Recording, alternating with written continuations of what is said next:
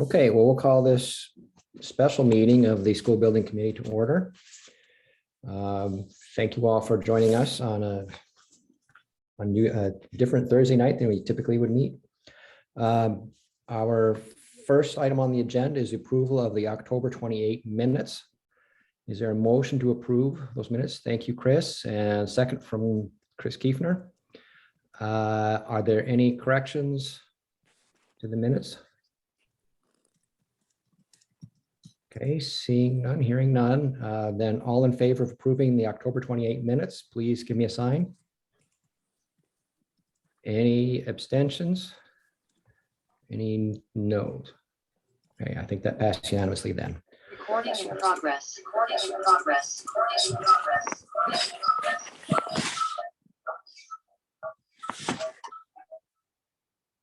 Okay, then that brings us to our OPM update. Adam, are you going to take that? Yes, so I'll share my screen here. So just a couple items to run down for tonight.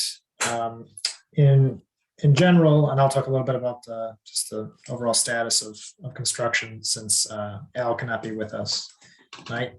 By and large, the site is still progressing much like it has the past couple of months. With a lot of the site utility work still ongoing. Some of the big site elements now are focused on the pump house structure and working on the geothermal piping to the north of the building. The bulk of the critical path work is still running through the combination of foundations and structural steel. So every time you might drive by the site or visit the site, you'll see more and more of the building skeleton popping up. Which is good. What Newfield has been doing to maintain fluidity in the project is taking the work that's available and rearranging it based on some of the items we talked about earlier, namely the roof deck, metal roof deck procurement issues. So this might look a little different than it has in weeks and months past, but that's part of the intention from Newfield is putting foundations where they can put foundations, getting some of the underground utilities work done earlier, and shifting some of the work around so they can keep moving while some of the other building elements come into place. The critical push will be December and January as some of those products become available and getting them in and getting them installed. So as of right now, it's I don't want to say business as usual, but there's the process of getting all the elements installed, and then really mid-December is when some of the critical items are going to come into play and will help give a better understanding of just how smoothly the construction is moving forward. Insofar as actual productivity on site is concerned, one item that did come up was, and has always sort of been a specter in the background, is COVID exposure for workers. So, for example, there was one outside worker that had a positive COVID test, so they were removed from the site. And Newfield's going through their protocols and their safety measures in terms of workers that are vaccinated or unvaccinated, taking positive tests, quarantine, etc. As of right now, there's not been any delays that we know of that have arisen yet due to illness or a company getting COVID or something in that regard. But we didn't want to bring it up as just a reminder that it's something that might come up if there's a swath of workers that get sick. But that's something that we're in communication. Colliers and Newfield is in communication about. And if something were to arise, then reworking the schedule and doing makeup schedules is something that Newfield would provide as part of just the work process moving forward. Just before I move on, is there any questions there about construction progress or any of those items? And just for the committee, I can't always see everybody on screen. So if you have a question, I don't respond, just speak up. I have a question. Please go ahead. In the materials attached, there was an indication of a delay that might cause us to change the calendar. I haven't heard that reflected here. Was that regarding the roof decking, Tony? Yeah, is that the I roof think decking? so. Yeah, so the roof decking, it's, yes, that is an item that was delayed, that was impacting the construction schedule. The impact of that is still being reviewed insofar as how bad of the delay will it be, and to what extent can Newfield shorten elements or get additional companies to work overtime or extra time to avoid pushing out sequencing in the project. As of now, that we don't anticipate changing, start of school or anything like that necessarily. It's a function of getting those steel elements on site, the steel roof deck, and then seeing what impacts can be drawn thereafter. So that's why I was kind of referencing that December, January timeframe as being an insightful one, because we'll get some better answers and some better clarity as to what we need to do moving forward, and what portions of the project can be shifted around or pushed up. Now, I had heard about a delay in steel deck at an earlier time, maybe a couple of weeks ago. Is this a new delay, or is this the delay I had heard about before? The roof deck is the same procurement delay. It's still the metal roof decking on portions of the project is that same one. We've not heard any new procurement items since the last meeting, when I think is when we first mentioned this. Great, thank you. Any other questions? Yeah. Go ahead. Related to delays and just progress in general, Adam, can you comment on your observations of work on site relative to what you expect to see in, forgive me for thinking our project is unique, but in a project that's, we're trying to make really happen, and we do have a deadline of sorts. Yeah, so in general, I don't see there's sort of red flags that one might see on project sites of this scope, where you have a new substantial building coming into place, whether it be crews not showing up, or there being conflicts in the site or foundations or what have you. Thus far, Newfield in particular has done a good job of being able to work around any day-to-day items that sort of blossom into bigger problems. So insofar as just overall construction progress, it's been going well so far in avoiding the typical pitfalls that might happen on a job of this scale. I don't know if there's something that Scott or Richard or Jeff want to bolster on that, but that's sort of my take, is there's not any sort of sit down meetings with Newfield or a sub necessarily on work progressing in the field thus far. No, I concur with what Adam said. I think the communication's been good. Again, we're just struggling with some supply chain issues and things that are just unique. And, I think as an industry, we were hoping that we'd be coming out of it at the moment. And we don't seem to be coming out of it as quickly as we had envisioned. But, we will continue to work closely with Newfield and with Richard and his crew to do our best to manage the overall schedule.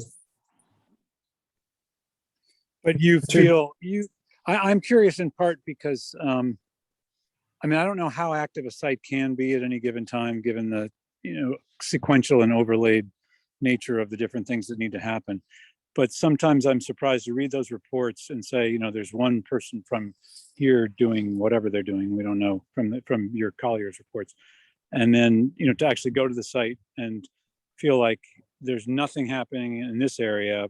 But I don't know if there could be something happening in that area. Maybe it's supplies, maybe it's scheduling.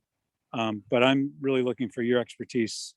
And if this is what you're offering, that everything's great, or everything's as good as it can be, fine. But it surprises me how I thought it would be looking a little more like one of Richard Scarry's books. It will be. Right now, there are only so many trades you can have. And to your point, it is very sequential. This deck can't go on until steel is on, until concrete's poured, and it takes 7 days or 14 days to cure, depending on the mix. Right.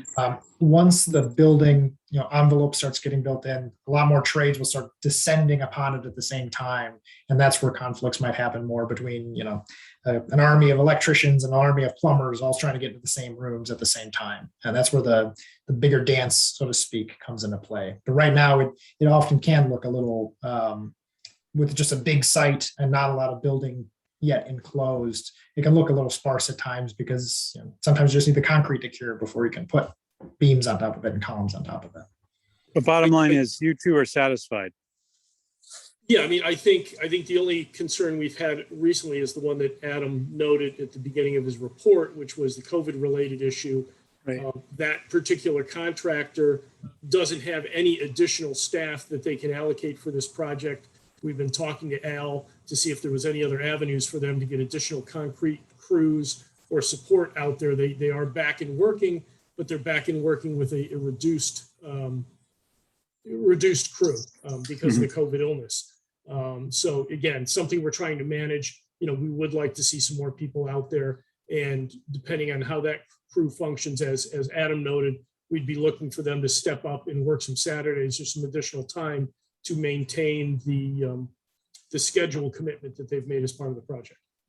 Yeah, And it's a little concerning. I'm just looking at the web thing now. It doesn't look like anybody is there or moving on the website.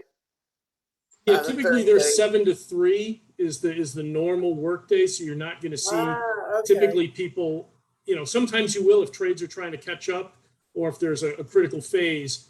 But yeah, typically if you're out there, take a look at 8 o'clock tomorrow morning, and it'll probably look quite different. Thank you. I'm glad I asked. and I'm just wondering if Richard and Jeff could comment on my similar question. I think I agree a lot with what both Scott and Adam have said. The activity on the site is not linear or constant. Right. It does ebb and flow. So, for example, I was looking at the overall construction schedule, and I think we're about at the 25% mark, roughly speaking, time-wise.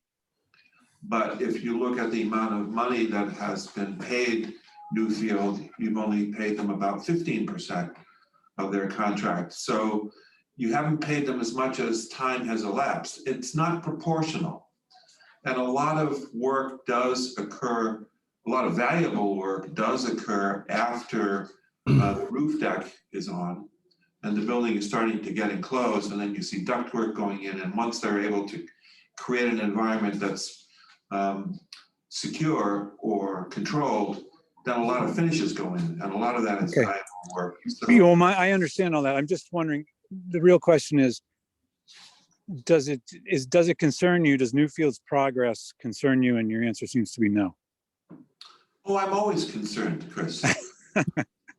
I'm absolutely always concerned. And I try to monitor different kinds of activities, such as the expenditure that you've spent so far, such as the amount of time that's elapsed. I also have been looking at the submittals that have been made. How many submittals have been made? How many submittals are still to be made? And I did take a look at that, and it was with Newfield's help. And by the way, Newfield is very cooperative and helpful in sharing information. I know that, for instance, they have on their overall submittal schedule over 1,000 submittals that need to be made during the course of the work. Out of that 1,000, they've already submitted, and we've already approved 289. We didn't approve them. 289 have been submitted and processed. We still have another 764 submittals to go. Some of them are probably quite minor, but my concerns are that if we get into a repeat on submittal, rejection, submittal, rejection, submittal, rejection, most of them have been fine. However, there are 3 subcontractors that have been a little difficult. One of which is the light fixture submittal. We've gone through repeated rounds of submittals and rejections. The other is the plumbing fixture submittal. And the third is the playground submittal. And at some point, they're going to have to purchase them. And I'm hoping they're not playing a game and then we have to approve something that is not meeting spec. So those are the 3 that I am particularly leery about, quite frankly. But the bulk of it, I'm not concerned. Excellent. Thank you, Richard. I would agree with that. Great.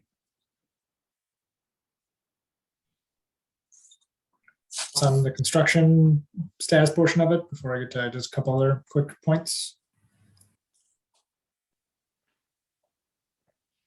Okay.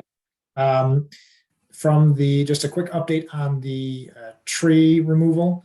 So that's currently scheduled to take place the 26th, 27th, and 28th of November. We're still finalizing we're working with the winning bidder, J&J Brothers.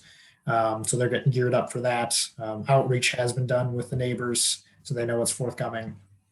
But that's moving, and they're hoping to just knock it out and be done with it before the end of the month here. And then the last item I had was just an update from a Collier staffing perspective.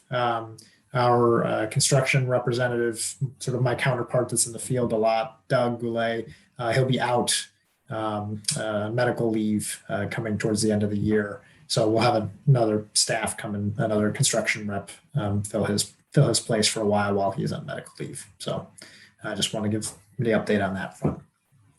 Yeah, the gentleman's name would be Joe Luciano, and Joe has got a lot of construction experience as a construction manager as well. So we're working with Doug to start transitioning Joe in now. I believe either next week or the week after. Joe is going to start attending the OAC meetings and then walking the site, getting up to speed with both Adam and Doug before Doug's departure just prior to the Christmas holidays. We do expect Doug back at the end of February. So again, this is just a short-term issue, but again, we want to make sure we get our new substitute up to speed and fully introduced to all the key players prior to Doug's departure. I also have one other quick thing to add. I reached out to Barbara Fabiani at the state of Connecticut earlier today, had a very nice conversation with Barbara. As you're aware, we have submitted the furniture, fixtures, equipment, and technology packages to the state. I did receive word from her that the submissions, everything is in very good shape. The only thing we're waiting for at this point is a signature on the sole source approvals to get our letters back to go out to bid. Their department is in a little bit of flux because their director resigned a few weeks back. They're moving back under DAS control. They're still trying to determine who's doing the final authorizing or signing of those letters. But she did feel that we would have our approval to go out to bid with the FF&E packages by the end of the month. So good news there. She was also very complimentary on the overall package, and specifically on Jamie, on his work for your IT director. She said that his letter and the information he provided really set the bar for everybody else. So real good effort on his part. I just wanted to make that note to everyone. That's great. I'm glad that you've mentioned that. I have been worried about the consequences of Mr. Kostas' resignation all along. I meant to ask about it last meeting. So there are clearly people below him who have his level of investment in this package, this project. Well, absolutely. And it's actually the department is going back under DAS oversight, which is where it was for years. Yeah. So they're in the process of moving back downtown to the main building. But, again, all the other key individuals, all the key staff reviewers, all those people are in place. So the people that we deal with on a day-to-day basis, none of that's changed. It was just the highest level department oversight, which we normally weren't interacting with Costa very often at all. More so you would be in initial project planning. So, good point is we're already under construction. So really there wasn't a lot of interaction there from that individual anticipated. Thank you.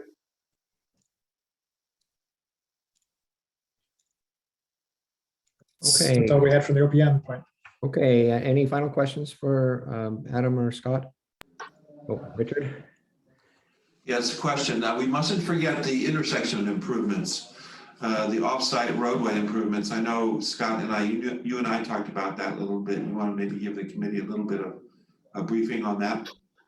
Yeah, thank you. Yeah, we do have the approval from DOT to go out to bid. There was one detail that was resolved actually a few weeks back.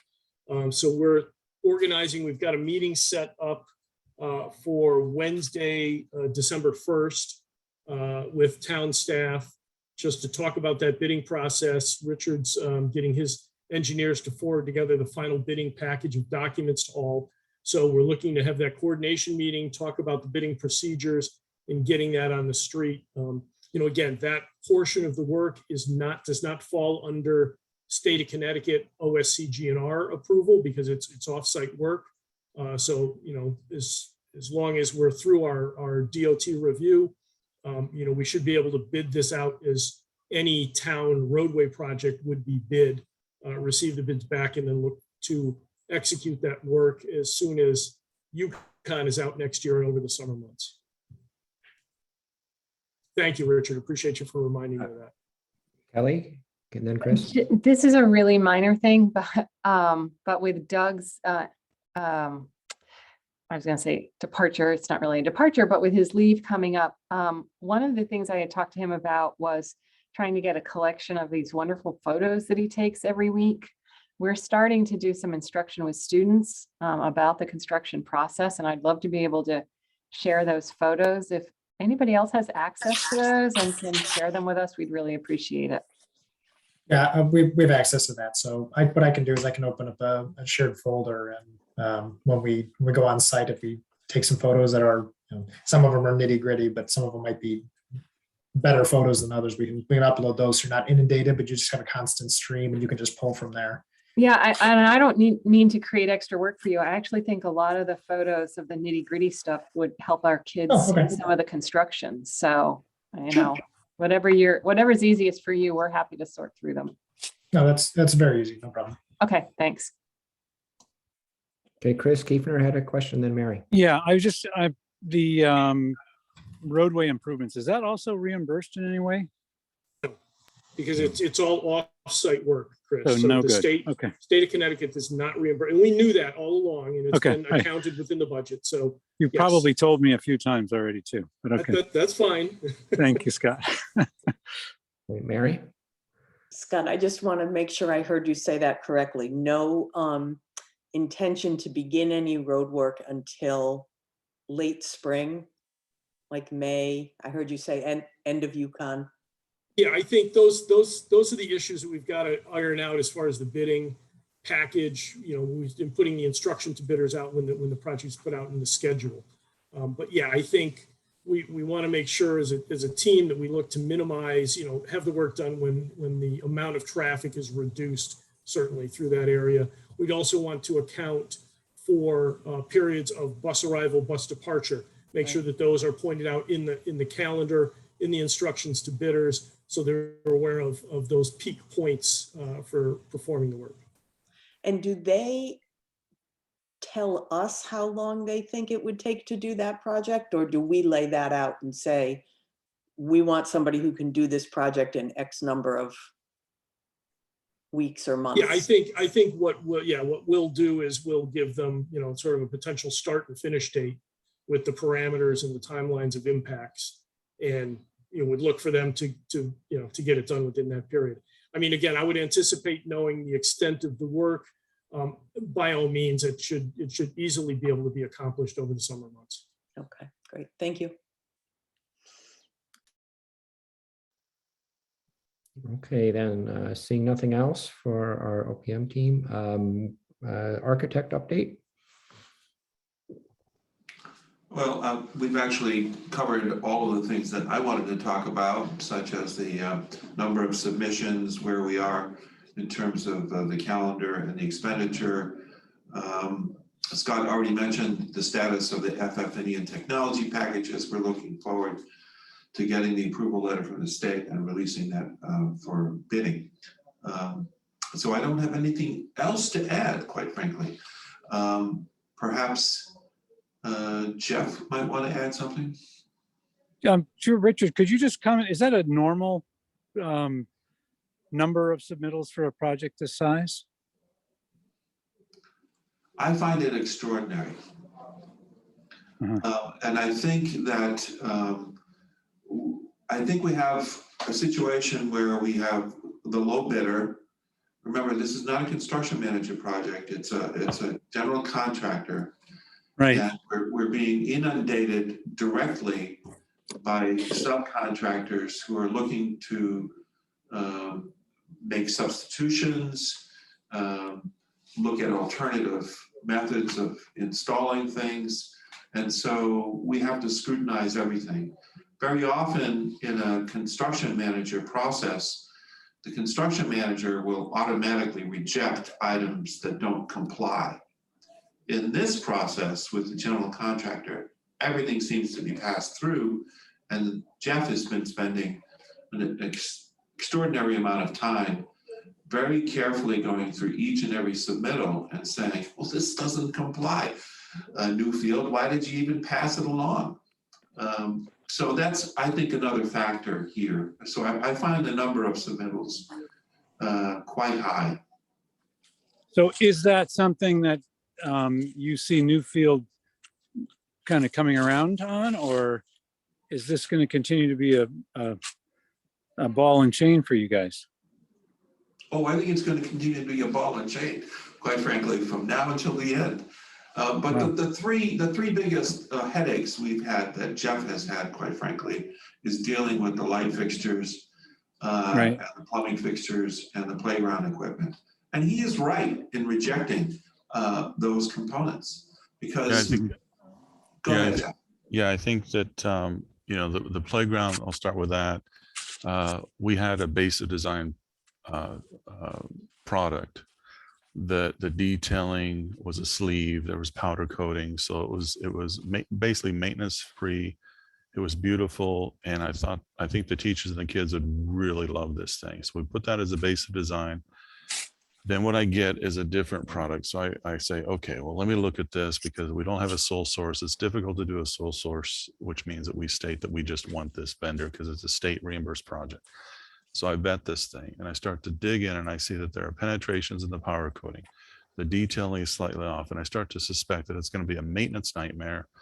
And then the detailing of certain things where they have exposed bolts. I don't want the kids getting hurt. So I just say, I'm done with this. I'm rejecting it. This is not an equal. I want equal or better. So they're fighting me. So then the same with the lighting. I get the lighting package and I see junk, and I'm like, I don't want junk. This is my town. It's not going to happen. So then we're fighting. So I get letters back and forth. So anyway, so that takes time. And I got critical submittal logs, critical RFI logs that I need to hammer day and night to make sure that I keep my head above water, which has been okay. It's fine, because I'm really understanding the building now. And I'm trying to stay 2 or 3 steps ahead of these guys and helping the trade so we don't have any major issues. That's my job, is to make sure that I catch as much as I can catch. But what worries me is I don't want to get a situation where I am not fully being thorough because I got all these distractions. And those 3 are the ones that are just, I wish I could just get them to understand that they're not going to get away with it with me. So that's all I want to say on that. Do you do this in direct conversation, or does it happen through emails? How is this working? Well, I've rejected some things, and then they ask why. They say it is equal. So I do a thorough 2 or 3 page report on why the baffles are not different. I don't want glare for the kids in the classrooms. There's all these criteria that I just go through. Lumens are different. The quality of the light's different. Mm-hmm.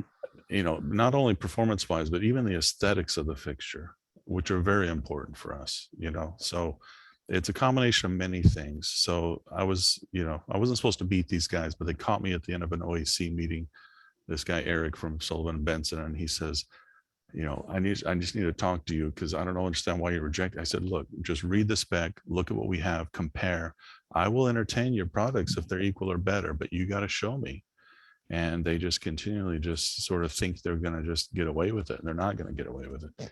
So anyway, so he had made a comment to me at that meeting that He didn't think aesthetics was part of the criteria, and that's when I was like, okay, we're done here, because the spec, the general condition of the contract, everything says not only performance, quality, but aesthetics is huge. So, I know where this is going, and I just said, unless you give me by this date a correct package, assume it's rejected.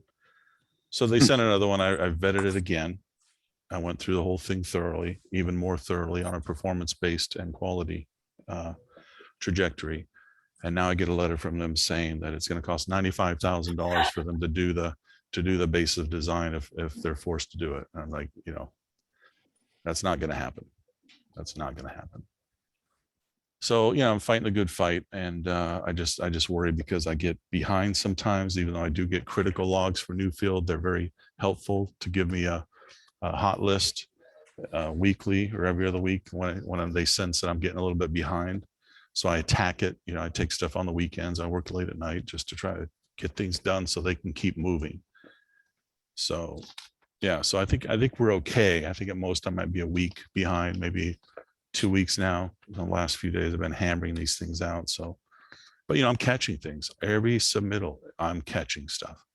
And it's a good thing that I'm staying in the game here, because there's a lot of things that I think could come back to really not be good. So that's because, in our office, we know the building, so we can look at these things and be thorough. And we know exactly what they need to do.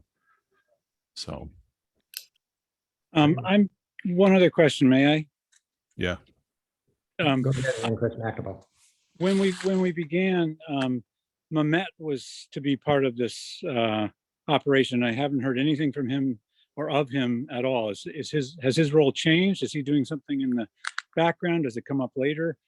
What's the story with his situation? Mehmet has been backing up Jeff on those days when he takes a day off or is going on vacation. Mehmet has been fulfilling Jeff's role.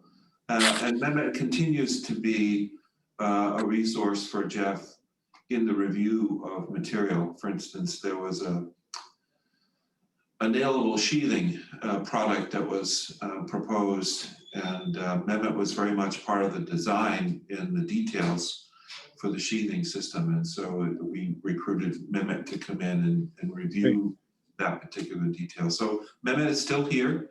I will confess his primary role is focusing on another project, but he is still here, and he is available to advise when required on this project.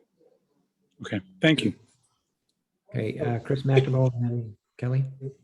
I just have a question for Jeff. Is some of the stuff that you're dealing with a result of the supply chain stuff? Or at what point do you just say to those guys, that's interesting, because I'd say half of that, it's hard to tell, because I think I am coming across items like that, but I'm also finding out that maybe 50% of it is true. So I'm trying to vet those comparable products, and if they are better, I will go ahead and approve them or review them. But so far that hasn't been, well, they do try to make the excuse sometimes of that, but I realize that it's not. It's just they're all trying to save money, and that's why they hate architects. So yeah, Chris, I think from my perspective, it may be a couple of factors. It may be supply chain, and they may be trying to get something quicker to the job. But I think part of it is also they underbid. And so they're looking to substitute something that they had carried for a budget that they had carried, and now are finding that they can't really buy the specified product as we expect them to buy that product. And so I think they're trying to recover from having underbid it. That's my suspicion. I don't know that for a fact, but I can see that being a factor in this process. And at what point do we say, okay, we're done with this and we're moving on to a different vendor? Well, that's not our decision. That's Newfield's decision. When Newfield feels that they are affecting the schedule, then I think Newfield will act. Thanks. Kelly? Yeah, first, Jeff, I just want to thank you for staying on top of that, especially with anything that has to do with lighting. That has been such a problem in our schools that I know one of the things I'm most excited about is to have a school that's got comfortable, healthy lighting. So I appreciate that. If I could change subjects a little bit, Richard, along with the things you reported, I wondered if we wanted to say anything about where we are with the display walls. And I'm happy to keep talking unless you'd like to. No. So you have a great working session with your subcommittee a week and a half, 2 weeks ago, roughly. Last week, Richard. Time Last flies. week. Got a lot of activity in the short amount of time. Last week, yes, thank you. I attended that meeting. It was a very good meeting. You kept very good notes, which you shared with everybody. And the purpose of that was to try to give IKD direction on specific information they were requesting. And so I did create a memo to IKD to try to give them more specific direction on the kinds of things that might be in the display walls. I sent that memo, that draft response, if you will. Oops, I disappeared. So I sent a draft of that response to IKD to everybody on the committee. Look at this, it feels like I'm floating around, but I'm not really. Just your cameras. My camera is going wacky. No, it's just adjusting to you. Okay, here we go. Oh. Anyway, so so I'm waiting maybe until the end of this week to get some feedback from your subcommittee. And once I get that feedback, then I'm going to send that memo to IKD and tell them to get going, because it'll take them 2 or 3 months to come back with some more detailed conceptual designs of the display walls. And I'll just add to that, Chris, because I'm way behind in emails right now. Don't worry, your questions to us about net zero features, we just are thinking it needs to be part of a display that can be changed. So that piece was something we discussed and likely will be there when the building opens. But we also are still awaiting the next conversation with ABS about the dashboard. So I just want the committee to know, because you've had some conversations about both of these things, that those are both in progress. In Thank you. process, I guess. Tony and then Ryan. On the campaign trail, I ran into a number of people who felt very strongly about preserving the memory of the existing schools and people they were named for. So I just wanted to, I'm sure Kelly is hearing that even more than I am. But I'm hoping that these display walls do something to preserve the culture of Annie Vinton and Dorothy Goodwin. Whether we're talking about the people or the buildings, I'm not sure, but certainly the people. So actually, Tony, we're hearing some of the opposite. I think the memory of and knowledge of who those buildings are named for resides more in the adults in the community.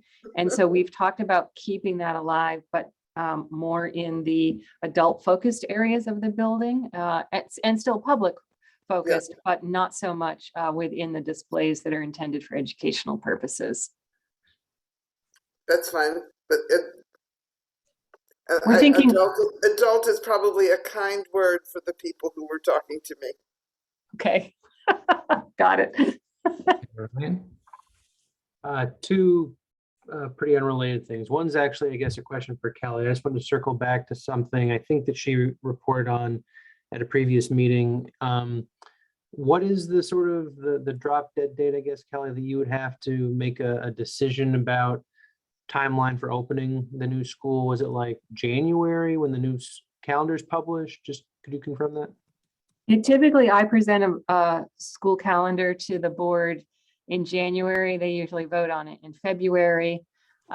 It's not to say we can't revise it, but it would be helpful to us to have a sense of where we are with completion so that we can try to, create a calendar that works to allow us to get into the building. But again, we learned with COVID, there are an awful lot of things you can change when you have to. And we did have to revise our calendar in the 2020 year. And maybe people were more willing to accept a late change, but it would just be nice to have the best information possible by mid-January. Great. And then I just want to make sure, because I don't think I got an email from Adam maybe a week or 10 days ago. Adam, the information I forwarded you for the sign budget, if we were trying to do something along the lines of the Southern Gateway sign that was just installed, you got that? And just want to make sure you got that. Yep, I got that. I've been in contact with the town planning department, who's evaluating which portions of the regulations would apply to that sign insofar as municipal signage versus just streetway signage and et cetera, et cetera. So, yep, I have that. That's part of the information, and we're just waiting to hear back from planning department on that. Great, thanks. Yep.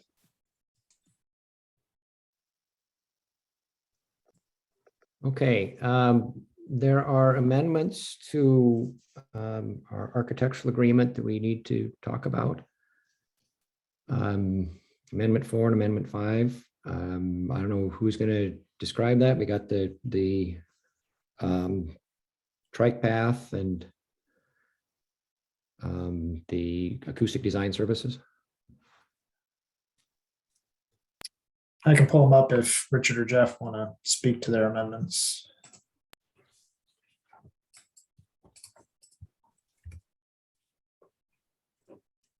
Yes, I'd be happy to talk about them. So amendment number 4.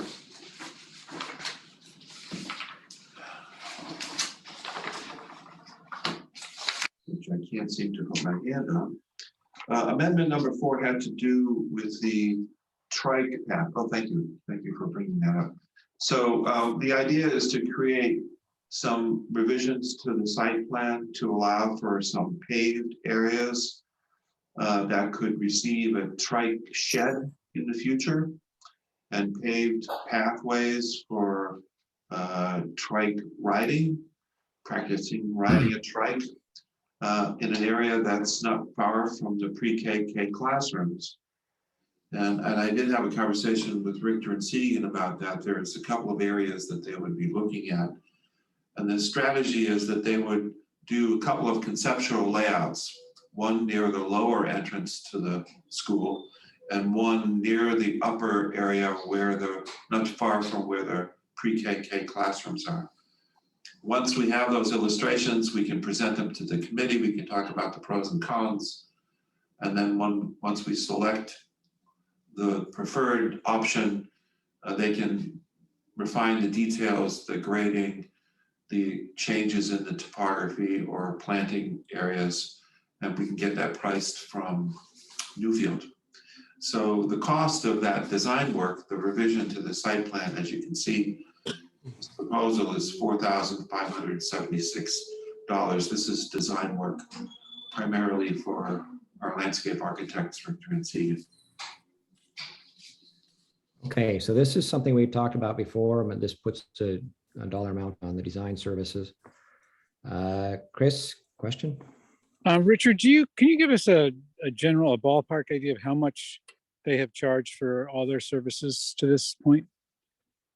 Or their original contract, or whatever the most appropriate number is? Oh gosh, I'm going to do this as a guess. That's fine. Yeah, I'm guessing 175,000, something like that. Okay, thank you. Okay, any other questions? Okay, is there a motion to approve Amendment 4? Rich, make that motion. Okay, is there a second? Mary? Okay, thank you. Any other comments or questions? Okay, then all in favor, give me a sign. Any opposed or any abstentions? Okay, thank you. And then Amendment 5. Amendment 5 is to make some design changes to classroom 027. This is the classroom that is on the lower level closest to the art room and music room. And it's the purpose of the design changes is to improve the acoustic characteristics of that classroom so that it can be used as a music classroom. And so the things that we would need to do is work with Jackie Holden. They are our acoustics consultant to improve the acoustic quality of that wall that separates that classroom from the adjacent classroom. And also improves the acoustic quality of the ceiling and the acoustic quality of the door that leads from that, what's now a classroom and will become a music room.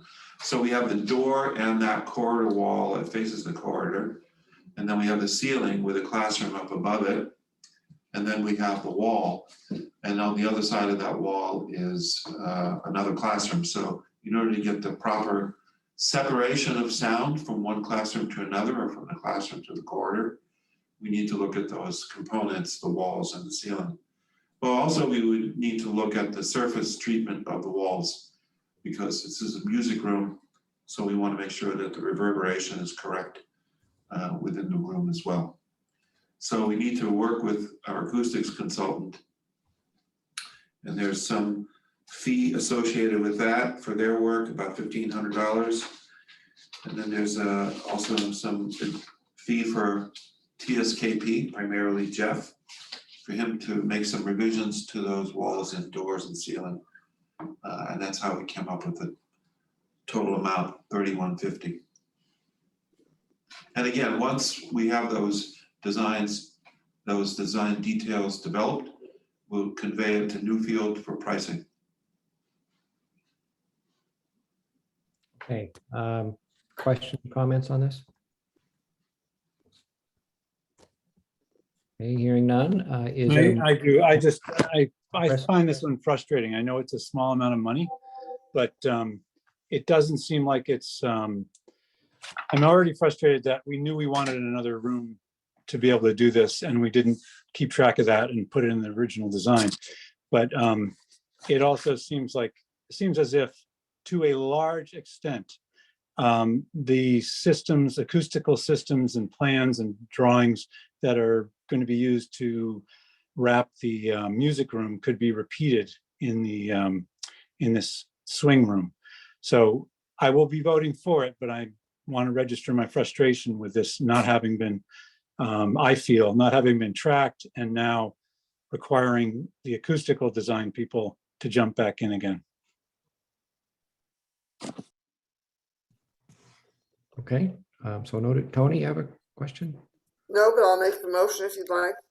Okay, go ahead. Move to approve amendment number 5 dated 11/16/2021 to increase TS Keepay's agreement on an hourly basis not to exceed $3,150, including the proposal from Jaffe Holden for an acoustic design service dated October 28, 2021 for design services to modify classroom 027 3.1 to a music classroom. Okay, thank you, Tony. Is there a second? Chris McAvoy, thank you. Any final questions, comments? Okay, then all in favor of approving this motion, please give me a sign. Any opposed or any abstentions? Okay, thank you. All right, that brings us to our potential change order review. Yes, so there are 4 potential change orders on the docket for tonight. I'll just go in them in order here. Got 6, missing 3. Okay, so 22. This is a potential change order to add in underground piping conduits and floor boxes for both power and teledata to the front reception area. The desk is off the walls in that location, so this is to provide power and data for those locations. Tony? When was it discovered that these weren't there and they were needed?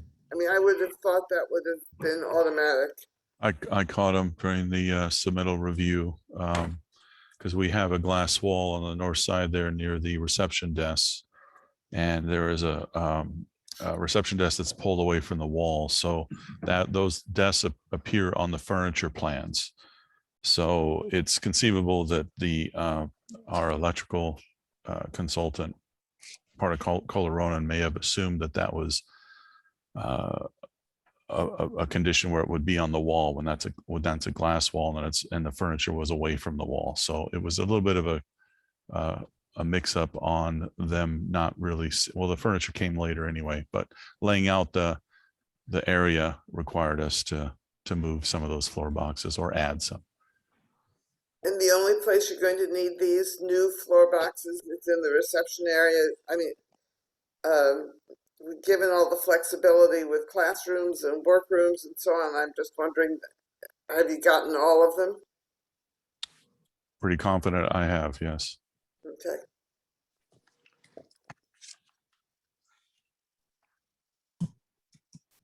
Okay, other questions? I have one. Yeah, go ahead, Chris. Chris, so you got your hand up and I can't tell if it's up there for a new question or if it's from previous, but anyway, speak up if I miss you. Sorry if my hand's up. I don't know how to, anyway, I'll try to take care of that. Jeff, it looks to me, based on the plan that came with this PCO, that there are 2 plugs on that glass wall. Are those going to stay there? Can we scroll down and see that plan? About halfway Adam. down my little Yep, elevator. you got that.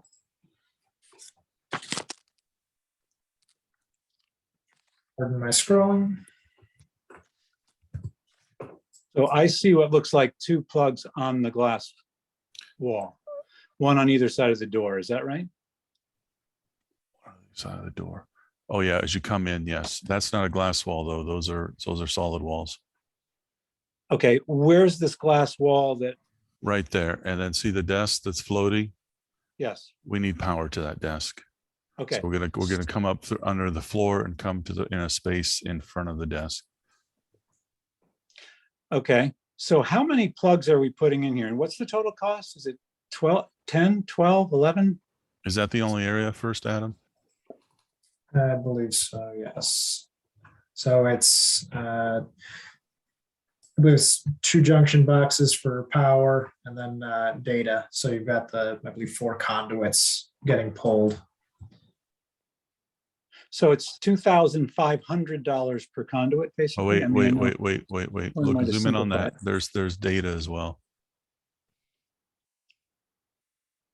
So it looks like, now are those the original plan right there? Well, The they one you're added. showing? Well, they added the data. See the bubble, the cloud. The cloud usually means it's an addition. So they've added the data, and they position the junction box there. But in the last one, the electrical one with They the didn't cloud have it. around it, They didn't it's have not it. added. So it makes me feel like those 2 data things were already there. No, there was, so just to clarify on that. So this cloud refers to this area that, oh, I see what you're saying. Which is not showing anything there. Yes. So So it doesn't that's- show anything. So they are new. It's- Yes. Now, I am wondering, the 2 plugs that are against the front wall, the wall with the door on it, what is the problem with simply running a conduit from each of those or one of those directly to the desk, as you would in other cases around a classroom? Or, are each one of these plugs in each of the different offices, every single one of them on a different circuit? Well, I The think way you'd I st- read it, it sounds like they're going back to the panel. I don't know where the panel is, but it That's seems my like understanding, Chris. if this was a job that you or I were doing, I think, Jeff, wouldn't we extend from the plug that's on the wall with the door on it and just Well, run a yeah, short conduit? if it was our house, yeah, but there's all kinds of different codes and stuff for these. And in any case, we're running under the slab to a junction box. So there still is that conduit. There are those, both data and power that needs to be dropped to there. So I see your point, but at the same time, it is a commercial building and there might be, I have to rely on my consultants to really vet this, code wise. So I have to allow them and they bloodied this up. This is not the first time we've seen this. I mean, this has been through a couple of iterations. So they're catching things even when they submit the costs of these things. So I'm frustrated by the cost of it in general. I don't know where the panel is, which is, fine, but it seems like a truly excessive amount of money to be spending for 2 outlets, whether they're under the slab or not. There's no slab when they put them down. It's pretty easy to put them down.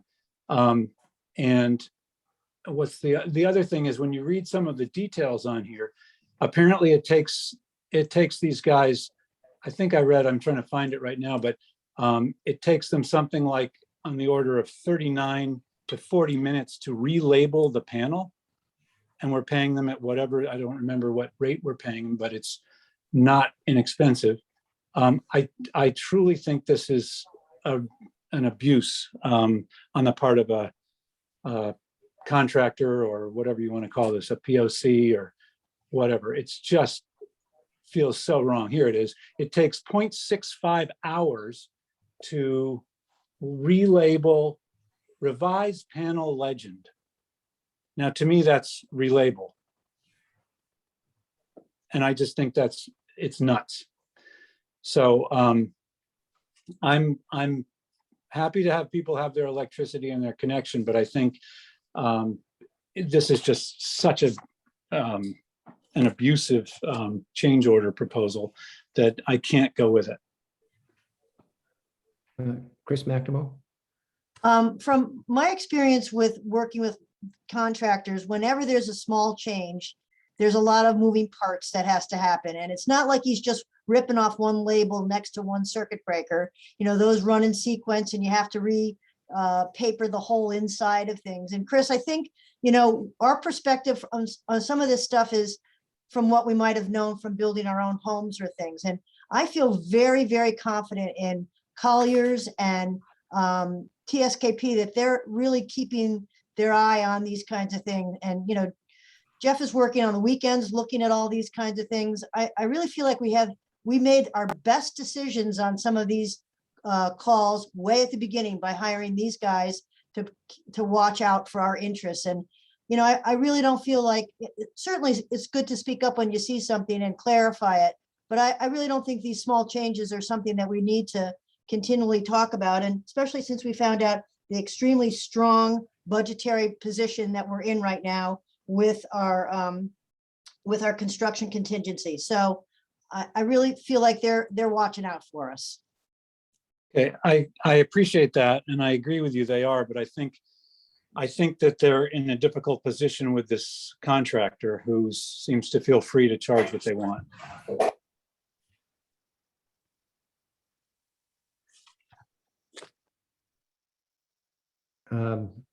Other questions, comments? Okay, so we might be mixed decision on this. Is there a motion to approve PCO 22, right? We're on 22.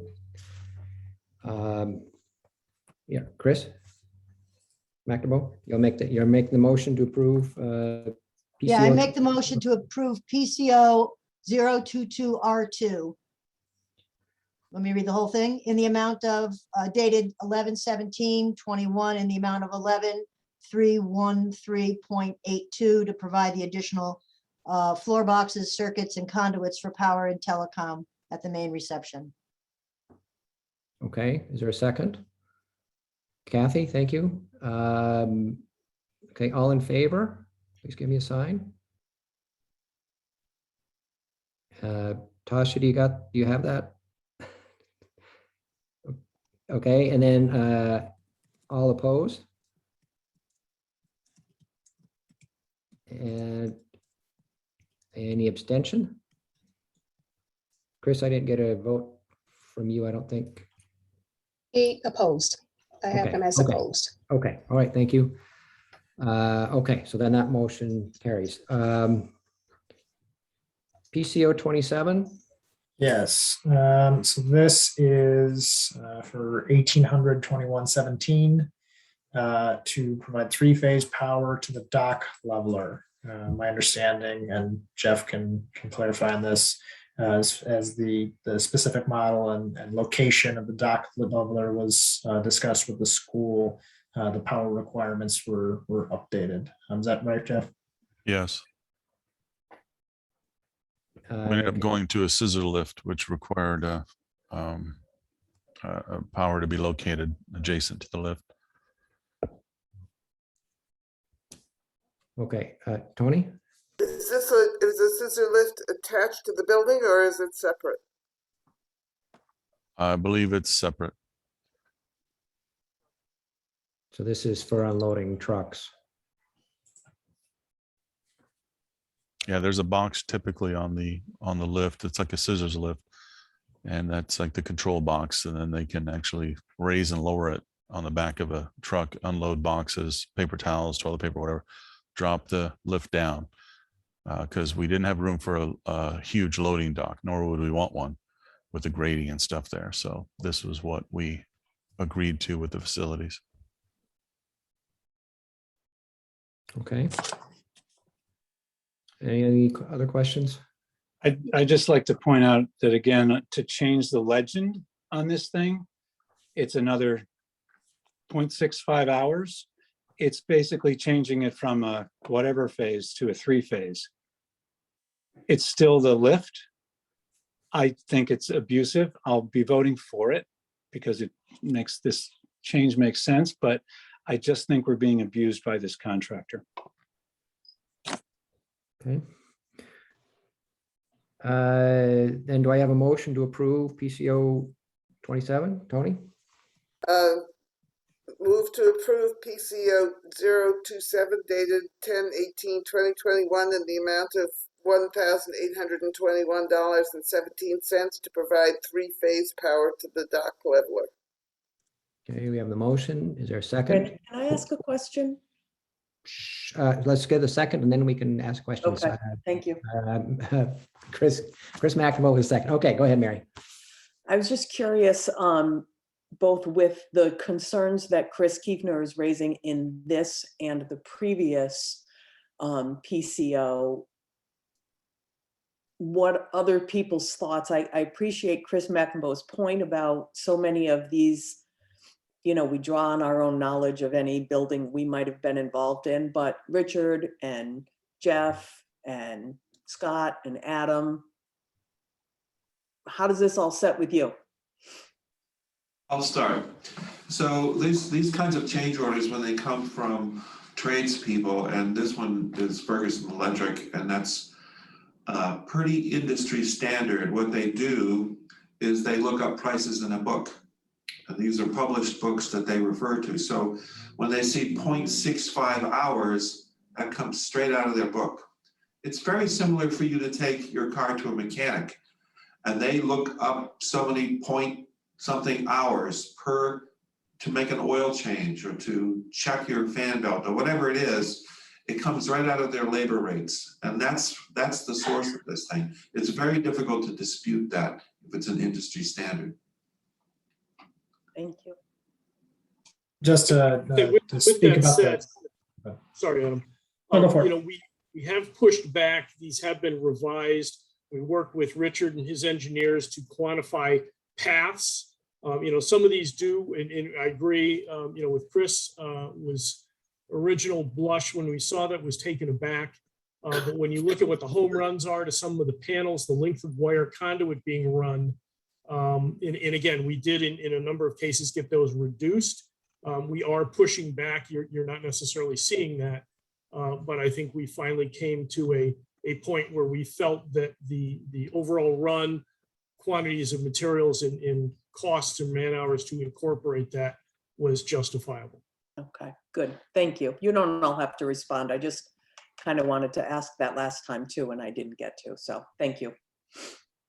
And then these things will come up, you know, I mean, I don't want to just excuse these things, but in the process of reviewing submittals, you know, I'm hopeful that I'm not going to miss anything, but I'm going to miss something.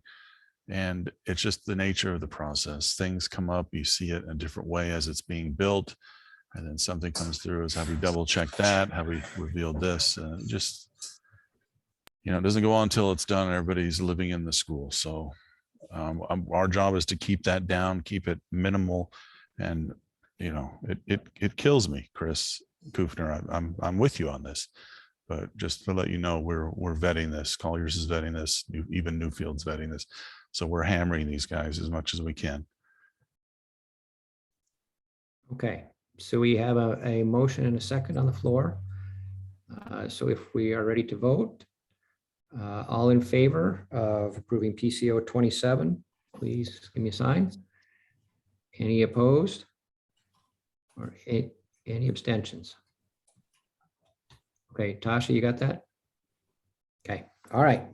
PCO 36. 36 are. So this is $1,100 for extension to the manway for the domestic water tank. Basically, there's a certain amount of cover that was required above the tank for the domestic water, and based on actual site conditions and where it needed to be located, that once the dust had settled, so to speak, there was insufficient amount of cover. So this is to basically they had to add more dirt on top. So this extends the tube to the top of the upgrade, so that way you can go down and perform maintenance and whatnot. I'd like to move we approve this. Thank you, Chris. So there's a motion to approve PCO 36R from Chris. Second. Thank you, Mary. Any other questions or comments? Okay, then all in favor, please give me a sign. Any opposed or any abstentions? Okay, all right, thank you. And then finally, 38. Finally, 38. This is $1,166. If you recall from a while back, there was some discussion with the nurse where the nurse wanted to have some additional glazing on the side of the door, so that way there's greater visibility with the next room. So this change order is to extend the glass next to the door so she can see through to the adjacent room. Okay, questions? I have a question. Sorry. Go ahead. Jeff, it wasn't clear to me on the drawing, and maybe Adam, you could scoot down to the drawing, what it was and what it is. Yeah, okay. What's now planned. Can you just rotate? No, there it is. Okay. So basically the see the 2'8" and the 2'7", the side lights there of glass. If we scroll down to the elevation, this is into the nurse's office. She wanted to be able to have a full view to the right of that door to what children were coming into the nurse's area and which ones are waiting, so she can really control the security and know what sick child or person is there waiting. So she wanted to work in her office, but be able to see through basically that entire wall out into the waiting area. Before, I think we had a smaller side light that wasn't near as wide, and she wanted the full range. And this is something that we had meetings with the faculty and the nurses staff and everything early on, but it's one of those things where it wasn't caught until later, when she started to envision herself in the space and then realized that, yeah, it would be nice if I had more glass.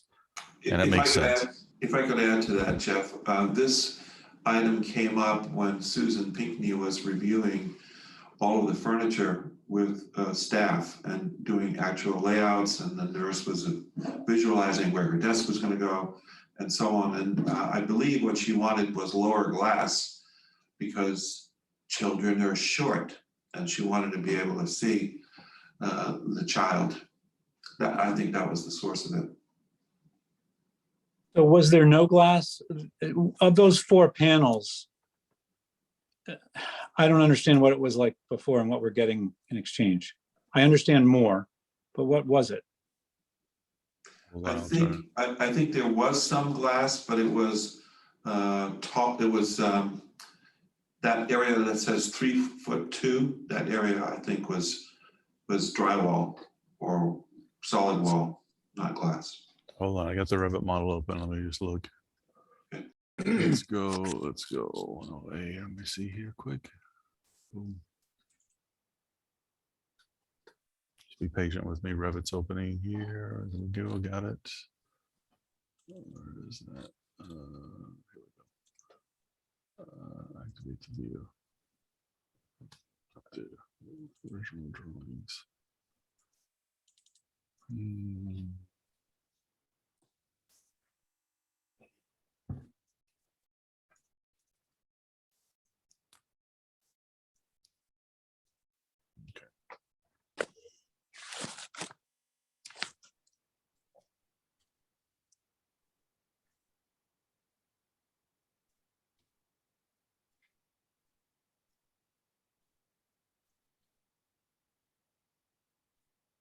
Anytime now. Come on.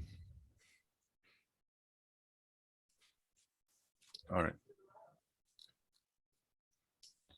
Yeah, there was a narrow side light just next to the door that looks like it was 1 foot wide, and it went floor to the top of the frame.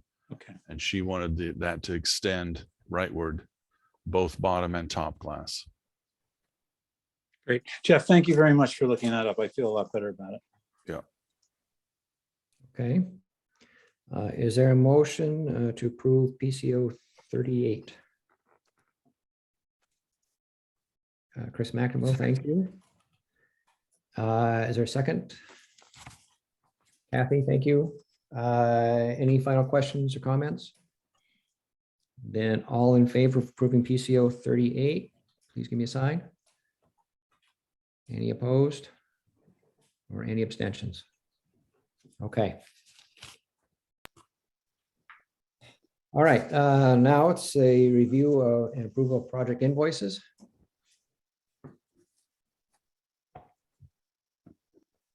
So this is what we typically see every month. Yep, it's a fairly standard invoice package. I can pull it up here in a second if you like.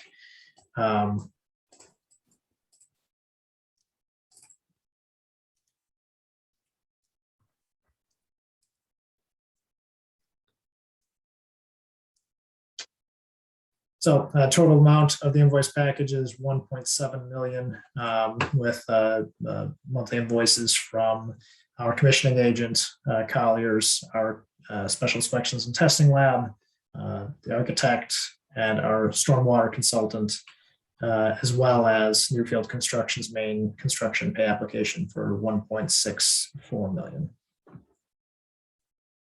Okay, any questions from anyone?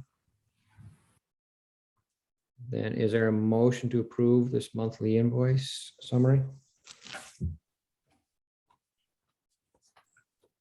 Mary? Wasn't ready, had to get myself unmuted.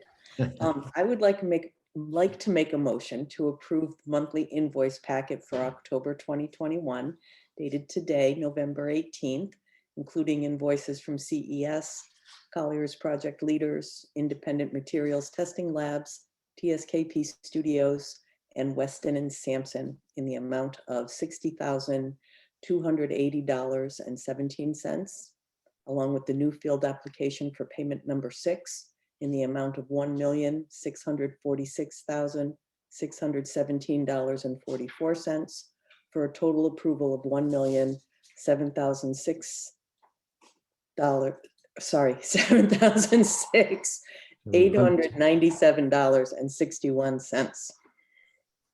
Okay, Those are getting harder every time. yes. Okay, thank you, Mary. Is there a second?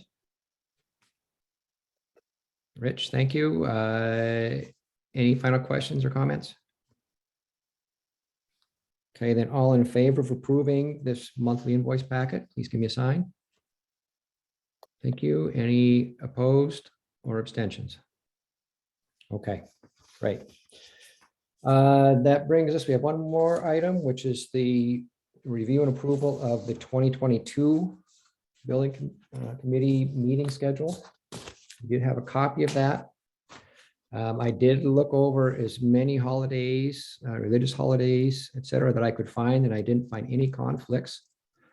I do have one note at the bottom. I think the dates in December 8, December 22. I think 9/23 reflects 2021. So I think it would be, but it's the second and fourth Thursdays of the month again. So this would be our kind of standard schedule. Are there comments or questions on this?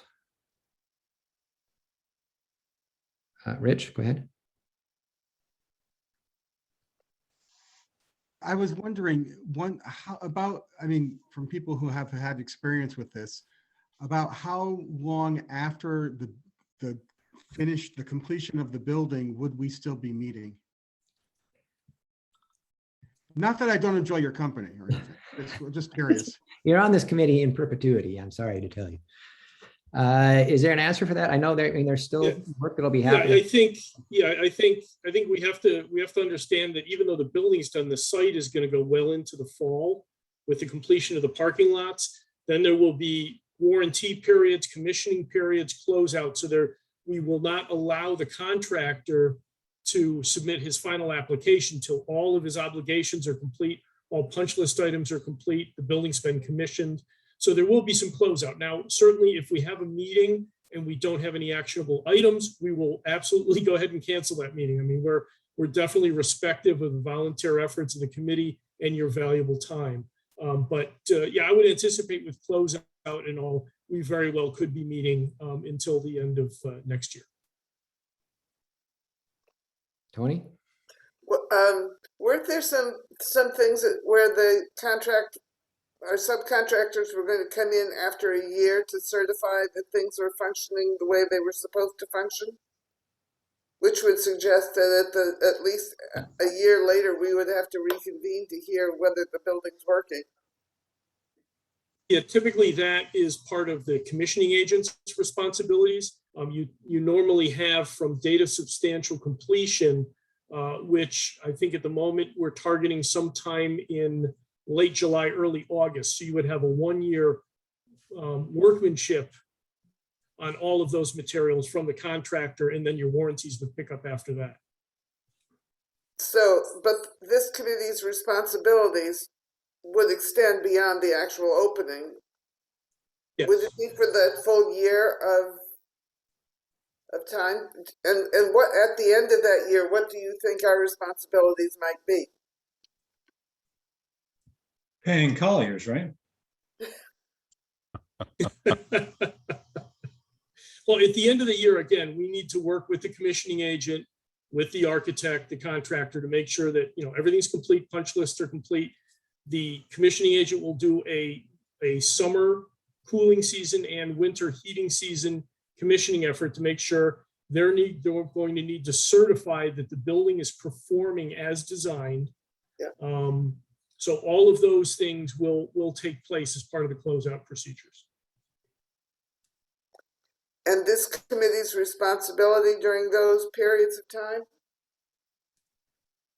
Well, again, if there's no actionable items or required updates, then we wouldn't be meeting as a committee. But certainly, the final applications for payment, part of the closeout of a project is that the Board of Education, as part of their purview, will have to come back and accept the building.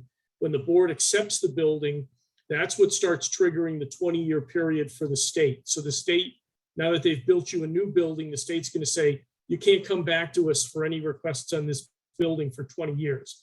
The date of that comes from Board of Ed acceptance. Typically, we don't see that happen until the building committee's done their due diligence with the design and construction team and certified that the building is operating as designed. Then they would make a recommendation to the board to accept the building. The board would accept the building, and then that would start your 20-year period with the state. Okay. In any case, I think we need to schedule the meetings to get them on record. So I'd like to move that we approve the recommended schedule as Okay. presented. Thank you. Is there a second? Mary, thank you. Any last questions, comments? Then all in favor of approving the meeting schedule as presented, please give me a sign. Any opposed or abstentions? I have a Perfect. question. Oh, I'm sorry. yeah. Nope, go ahead. So I see where it has 9 and 8 and 23 and 22, and Chris said to accept it as presented, but that's clearly the 9, that It'll be 9 the and 8 and the 23 and The 8th 22 and the is 22nd. right. So it would be not as presented, but I'll change those. Yes. As described here in the meeting. But yeah, so it'll be the 8th and the 22nd. As amended. As amended. Thank you. That, make sure. Okay, that concludes our agenda. So I would accept the motion to adjourn. I'll move Thank you, we adjourn. Mary. Second from Chris Kiefner. I think Richard. Wow. Okay, Rich, thank you. Then all in favor, you can say good night and we'll see you next time. Have a Randy, nice. thank you very much. And Happy night, all. Thanksgiving, everybody. Yes, happy. Happy Happy Thanksgiving. Thanksgiving. yeah.